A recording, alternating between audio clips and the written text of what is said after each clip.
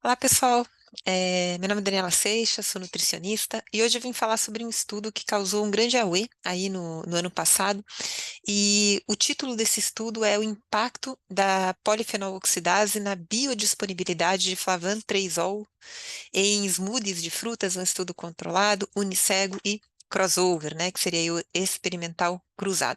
Quando esse estudo foi publicado, foi ano passado, em agosto, se eu não me engano, ele causou um grande auê aí na mídia leiga, né, falando que tá errado, você não pode misturar berries com banana, que isso não vai, que misturar a banana com a berry vai tirar, né, o efeito benéfico aí da Berry, quando na verdade nada disso foi avaliado no estudo. Então, acho que é super importante, né, a gente ler com muito cuidado a metodologia, porque para saber, né, o que de fato a gente pode e o que a gente não pode concluir a partir desse estudo. E tem dois pontos aqui muito importantes que eu gostaria de ressaltar. Em nenhum momento do estudo eles de fato misturaram berry com banana, e segundo, em nenhum momento do estudo eles mostraram que a banana cortou o benefício das berries, né? Então é uma extrapolação bastante absurda aí dos resultados. O que de fato eles fizeram? Dentro desse estudo tem dois estudos, tá? No primeiro estudo, eles consumiram um smoothie de banana, que foi feito com 177 gramas de banana madura congelada, 240 gramas de leite de amêndoas, e ele tinha uma alta atividade da polifenol oxidase, aquela enzima responsável pelo escurecimento de uma fruta, uma maçã, uma pera, quando você corta, quando entra em contato aí com o oxigênio. Eles consumiram 417 ml desse smoothie. O outro smoothie, ele tinha uma mistura de berries, que era morango, mirtilo, amora e framboesa, 50 gramas de cada, né? 120 gramas de leite de amêndoas, 70 gramas de água, gelo triturado, 95 gramas de iogurte, e aqui a atividade da polifenol oxidase era baixa. E o total consumido foram 590 ml. Vejam que interessante essa informação aqui. A contribuição estimada das berries para menos epicatequina era menor do que 20 miligramas, ou seja, era muito pouco. Eles nem sequer mensuraram, eles pegaram isso a partir de tabelas de composição. Então, o que eles fizeram? Como tinha muito pouco menos epicatequina, eles adicionaram nas duas bebidas um extrato de cacau, este sim, rico em epicatequina, e padronizado para menos epicatequina. Então, o que é menos epicatequina? Menos epicatequina é uma classe dentro do que a gente considera flavan 3-ol, né? Que é um polifenol, se a gente olhar o guarda-chuva maior, né? Classificação maior. Bom, que aconteceu? O resultado do primeiro estudo está aqui. Se a gente compara aqui a condição controle, esqueci de falar, mas o controle, eles consumiram aqui basicamente só o extrato de cacau com leite, leite com 1% de gordura. Quando a gente compara aqui a condição controle e a condição mixed berries, a gente vê que o gráfico aqui está muito parecido, né? Não tem diferença estatística entre eles, né? Que a gente, isso aqui na verdade eles nem mensuraram a menos epicatequina, tá? Que eles estão olhando as concentrações de metabólitos da menos epicatequina. Então, o que de fato está sendo avaliado aqui não é metabólito de berry, porque tinha muito pouco. É metabólito de extrato de cacau. Quando a gente olha o smoothie de bananas, tá? De fato, tem uma concentração bem menor aqui, né, dos metabólitos da menos epicatequina, e os autores atribuem a redução dessa concentração à presença da banana, que tem uma alta atividade de polifenol oxidase. Mas acho que o primeiro ponto super importante de ressaltar é, aqui não está sendo avaliado menos epicatequina de berry, porque tem muito pouco. Está sendo avaliado menos epicatequina de cacau. O segundo estudo, eles também não misturaram banana com morango. Eles fizeram duas bebidas, uma bebida só com banana e leite de amêndoas, e outra bebida somente com leite de amêndoas e extrato padronizado de cacau, contendo lá a menos epicatequina, nessa situação aqui, 88 miligramas. Então vejam que tinha tão pouca epicatequina e menos epicatequina nas berries, que eles nem sequer colocaram berry, colocaram só o extrato mesmo. E aqui os indivíduos, né, os voluntários, eram 8 no começo, teve alguns ensaios que ficaram somente 6, então entre 6 e 8. Aí. Eles tomavam um golinho dessa bebida e um golinho dessa, um golinho dessa e um golinho dessa, numa situação. E na situação controle, eles tomavam só essa bebida. E a gente olha o resultado.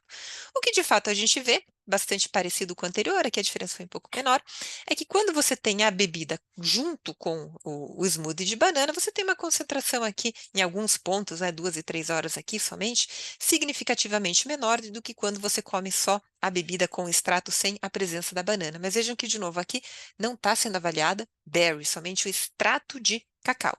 Então, o que que a gente pode concluir? Que se você tem uma alta atividade de polifenol oxidase, como você tem na banana, por exemplo, isso vai diminuir os metabólitos da menos epicatequina. Por enquanto, a gente só sabe isso porque eles só avaliaram menos epicatequina. Agora, se a gente pensa um pouquinho no morango como fruta, morango ou qualquer outra berry, é uma fruta que tem muitíssimos nutrientes, desde macro, micronutrientes e os fitoquímicos. E aqui está uma tabela que vocês podem pegar do Phenol Explorer, que mostra aqui, eu estou olhando somente os fitoquímicos das berries, classes diferentes, aqui as antocianinas e os flavanoides, e vejam que, por essa tabela, o que menos tem no morango é a menos epicatequina. Tem 7,5 miligramas elevado a -3, ou seja, o que foi avaliado, de novo, não é menos epicatequina de morango, porque tem muito pouco. O que foi avaliado foi do extrato de cacau. Esse sim tem uma concentração maior. Então, é muito importante ressaltar que eles não avaliaram uma diminuição de polifenóis no morango, isso não foi nem sequer avaliado. Eles mostraram diminuição de um composto apenas, e que, aliás, o composto que menos tem no morango. Então, vamos lá. A menos epicatequina, essa classe de flavantresol, ela é importante para a saúde? Sim, ela é importante, tanto é que a gente tem um trabalho aqui publicado pela Academia de Nutrição e Dietética norte-americana, que fez pela primeira vez, inclusive, uma recomendação de consumo de flavantresols para prevenção de risco cardiovascular. E para que você tenha aí algum efeito benéfico, você precisa consumir entre 400 a 600 miligramas dia. Ou seja, se você de fato quer ter o benefício, você tem que consumir nessa faixa. E a gente já viu que o morango e as berries, para menos epicatequina, não são a melhor fonte, né? Se a gente olhar aqui, a própria tabela disponibiliza alguns dados, vejam que o chá é o que mais tem menos epicatequina. Então, se você tomar ali 2, 3 xícaras de chá por dia, você vai chegar facilmente nessa recomendação. Enquanto que o morango, vejam que essa tabela até está bem diferente da Phenol Explorer, mas isso depende muito da avaliação. Essa tabela coloca uma quantidade maior, né? Se você consome 150 gramas de morango, você vai ter 6 miligramas de flavantresol, enquanto que em 2 xícaras de chá você vai ter 300 miligramas, né? Então, ali, resumo da ópera. O estudo não avaliou morango junto com banana em nenhum momento, e muito menos o estudo mostrou que a banana corta qualquer benefício do morango, porque o estudo não avaliou nenhum benefício do morango, o estudo não avaliou capacidade antioxidante, não avaliou efeito à saúde, não avaliou absolutamente nada disso. Avaliou apenas metabólitos da menos epicatequina, de novo, do cacau, não do morango. Então vejam que eu fiz esse vídeo porque era muita informação para colocar num post. Eu acho super importante, sempre que sai uma notícia na mídia, principalmente na mídia leiga, que a gente leia o artigo, principalmente a metodologia. O artigo, gente, é muito bom. E os próprios autores, em nenhum momento, falam que não é para misturar morango com banana, até porque eles nem fizeram isso, né? Mas essa forma foi interpretada e essa notícia foi divulgada. E eu, como nutricionista, acho que é muito importante que a gente tenha uma visão um pouco maior, né? Então, assim, quando a gente pensa em nutriente, quando a gente pensa em morango, em banana, a qualidade nutricional, você consumir essas frutas e muitas vezes ter compostos diferentes, você tem muitas vezes um efeito sinérgico. Então, por este trabalho, a não ser que de novo venha algum outros trabalhos, isso pode ou não acontecer, vamos acompanhar a literatura, mas baseado neste exclusivamente este estudo, a gente não pode de forma alguma concluir que é ruim misturar aí banana com morango. Então, fica aí o vídeo, o artigo vocês podem baixar ele na íntegra, os artigos que eu mostrei aqui vocês conseguem acessar também, e eu espero que essa informação aí tenha sido útil. Grande abraço a todos, pessoal!